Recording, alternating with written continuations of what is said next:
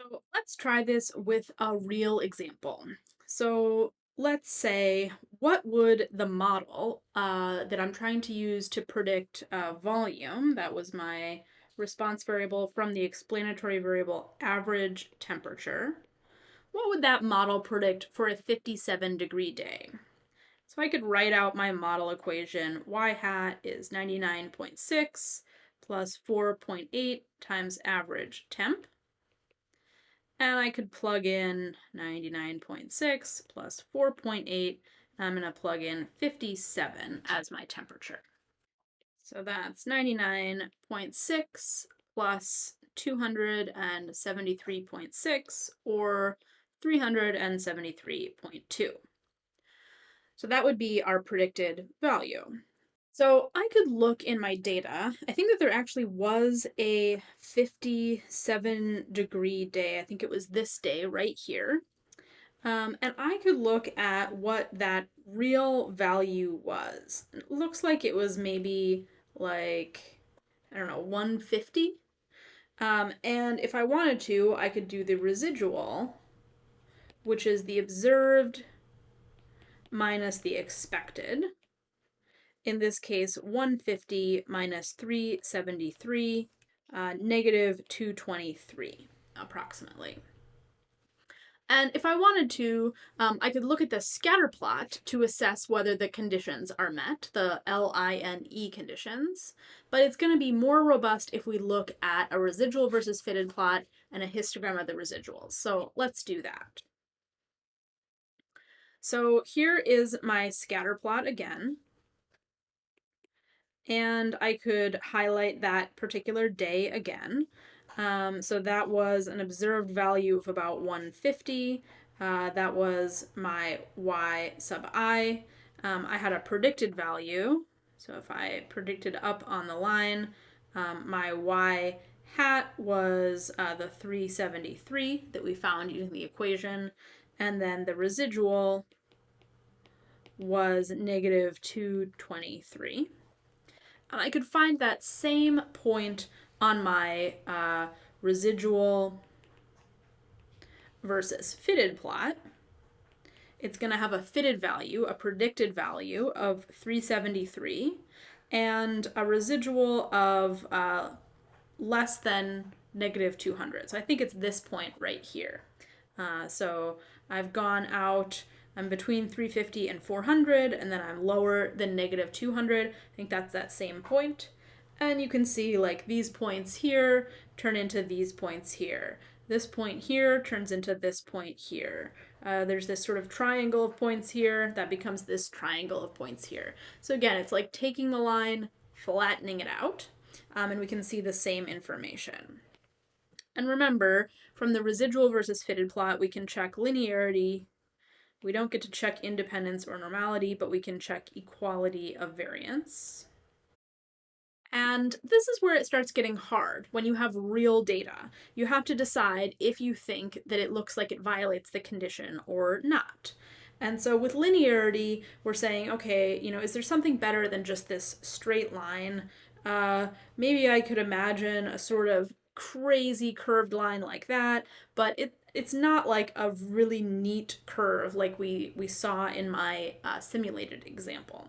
So I think, from having looked at a lot of these plots, that the linearity looks okay. And then we have to decide the same thing about the equality of variance. So does it look like the band of residuals is the same width all the way across, or is it fanning up or fanning down?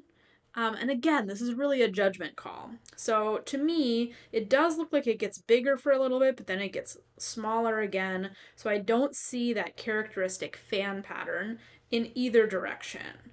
So I think that the equality of variance condition is also met. And then we need to look at the histogram of the residuals to check the normality.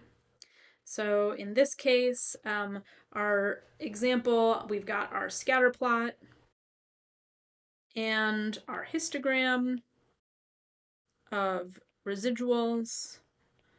And then the question is, does this look normal? And again, I think you could argue it either way. This is one of those things in statistics where you can kind of argue it either way. It looks vaguely normal to me, but you could also make the case, I think, that it was not normal. So again, we cannot tell linearity or independence from that, but we can tell normality. And we don't get to tell equality of variance. I think that normality is met. So for our four conditions, linearity, independence, normality, equality of variance, we've said linearity, normality, and equality of variance look good.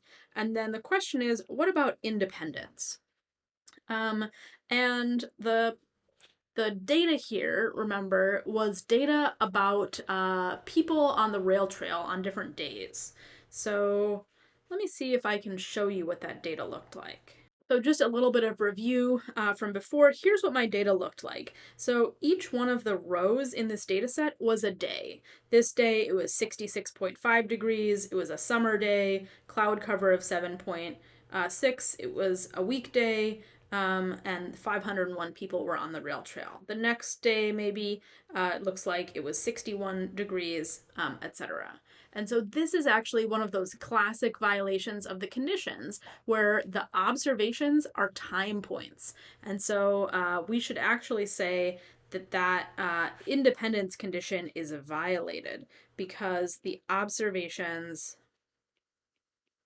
are time points. So since the conditions are violated, we really should not do inference with that model. We shouldn't trust the p-values, the coefficients. Lots of things can go wrong if the conditions are violated. So it's very important to check all your conditions. Let's just do a more complicated example. So remember my multiple linear regression model. And I can't make you a scatter plot anymore because it's more than 2 dimensions. I have 1, 2, 3, 4, 5 variables that I have used as predictors, and then I have a 6th variable that is my response. So this would be in 6-dimensional space. I can't visualize it in a scatter plot anymore. But I can still do a prediction. So my equation is y hat 193.2 plus 5.34 average temp minus 12.85 cloud cover minus 115.3 precip. Gonna need to move this whole thing over. Minus 38.01 fall minus 49.62 weekday. And so if I needed to make a prediction for a 57-degree day with 2 octas of cloud cover, 0.05 inches of precipitation, not fall, but a weekday, I would just plug in here. So I would put 193.2 plus 5.34 times 57 minus 12.85 times 2 minus 115.3 times 0.05 minus 38.01 times 0, because it's not fall, and fall was just a binary variable, 0 or 1, so times 0 for not fall, minus 49.62 times, and weekday was a binary variable, true or false. In this case, it's true, and so I can just multiply by 1. So even though it was written as true and false, it just has 2 options, so we can think of it as 0 and 1.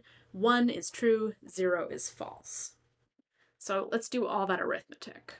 Okay, let's see. So that's going to be 193.2 plus 304.38 minus 25.7 minus 5.765 minus 0 minus 49.62. And that'll be 416.495. So that would be my prediction. Oh, that's right on the borderline. I'm going to round that to 416. You might have a different opinion. Maybe you want to round to 417, somewhere around there. So that would be our prediction from this big, complicated model. But again, we need to check the conditions to see if we can even do inference, make predictions, trust these coefficient estimates, any of that. So again, I can't do a scatter plot because I'm no longer in two-dimensional space, but I can still make a residual versus fitted plot. And this will let me check the conditions in a very similar way. So I've got my L, I, N, E conditions. From the residual versus fitted plot, I can check linearity and equality of variance. And for linearity, I want to see, is there something other than this flat line that looks like it describes the data? So, a really strong curve in some direction. I don't see anything like that. So I think that this condition is upheld. And then the next thing that I want to look for is the equality of variance. And what I'm looking for is that classic fan pattern in one direction or the other. And this one's a little borderline, but I actually kind of see that fan pattern. It looks like it's fanning out. And so I think the equality of variance condition is not met. Then, if we want to check that normality condition, we need to use a histogram of residuals. Again, I can't do a scatter plot at all. And I want to look at this plot. To me, this looks pretty normal. So if we've got our L, I, N, E conditions, the one we can check with a histogram of residuals is normality. And that looks like it is upheld. And remember, we checked linearity, that looked good. Equality variance maybe wasn't good. And then the last piece is the independence, and that's the thinking condition.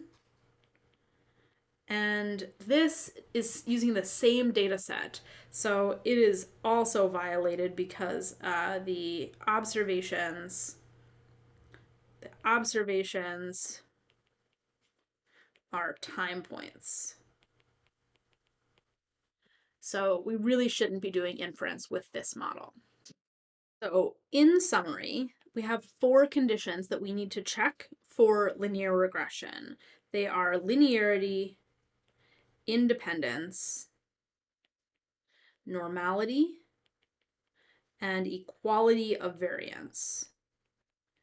And if you're doing simple linear regression, you can check many of these from the scatter plot, but it's better practice to use the diagnostic residual plots, which are the residual, the fitted plot, and the histogram of residuals. So if you're going to check linearity, that's the residual, the fitted. If you're going to check normality, that's the histogram of residuals. If you're going to check equality of variance, that's the residual, the fitted. And for independence, that's the thinking condition. And if any one of those conditions is violated, then you probably should not do inference with your model.